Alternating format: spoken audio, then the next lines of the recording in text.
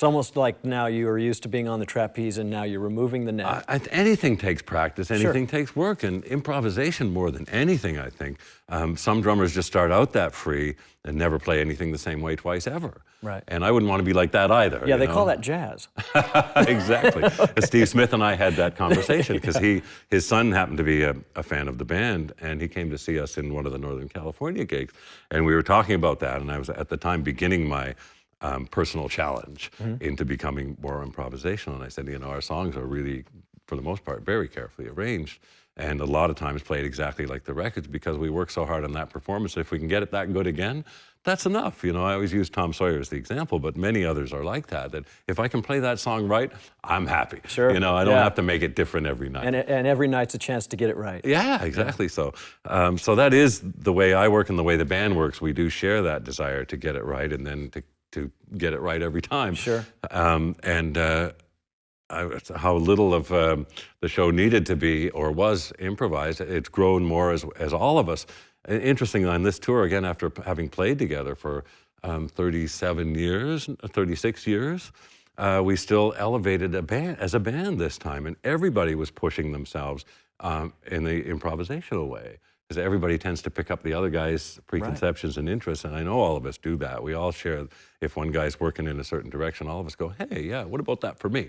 Yeah, and over that kind of time, you guys are almost working under one brain. I mean, you've got to be so familiar with one another's output, musically and inspirationally, and I had the opportunity to be at the Vegas show, and I mean, I noticed that in the first hour of the show, there was some of that going on. So. Yeah, and so much unspoken communication, which I really love too. And one thing that makes it easy to work on our individual parts separately now is, yes, I know how the other guys play, right, and what they're likely to do, but that isn't left to chance because I call it leapfrogging, where if I record a drum part, I give it to those guys, and then they record a new bass part, a guitar part to that, and I hear what they're doing.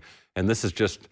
Since the beginning, in the 70s, when we first would get together and play new songs for the first time, all of us were working out a part at the same time. Sure. All of us were trying to listen to each other and react to what each other were doing, and it was mass confusion. Right, It eventually would work out, and recording style at the time so much allowed that too, because we went always for one good take of all of us playing. That's the analog versus the digital platform. Well, yeah, and remarkable how it served us and served me as a drummer then, because we're writing a song, arranging a song, learning a song, and playing it as musicians to each other all at the same time.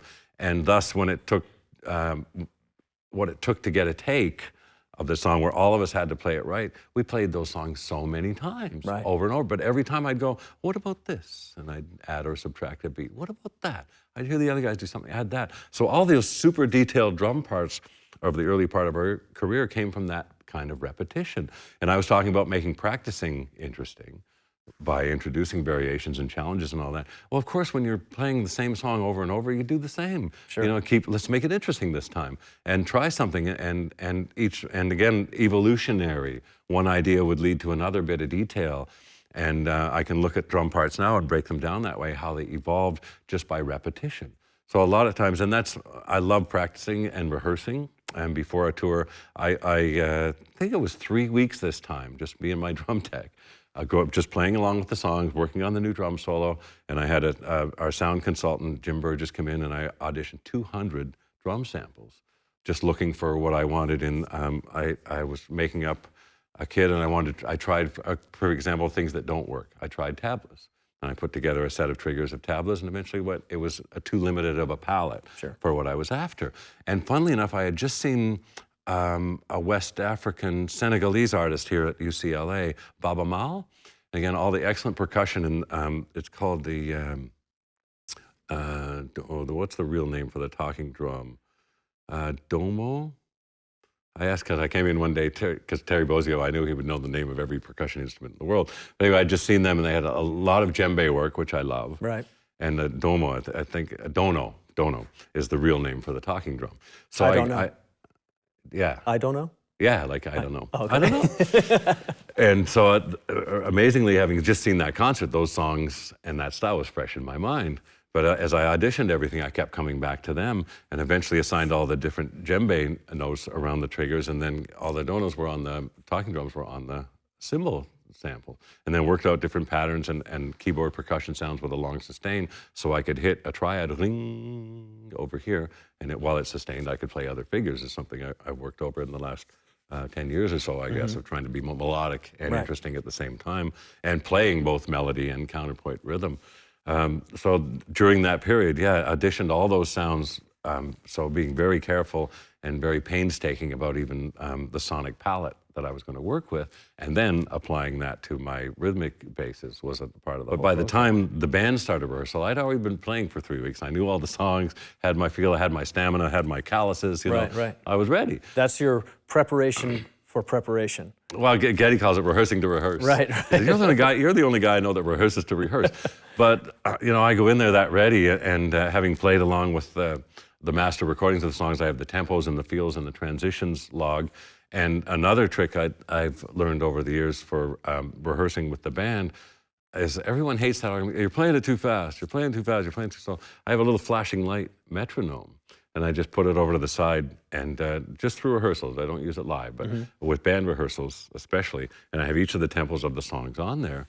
And so I always have a guide. And it's interesting with a click, you don't have to be in sync with that, but its blinking is a clear indicator of the time anyway. Sure. And I can just look over, I can play and play and play and have a look over, and even by its lilt, you know, even if it's half a beat off with me or something, the relationship is still there.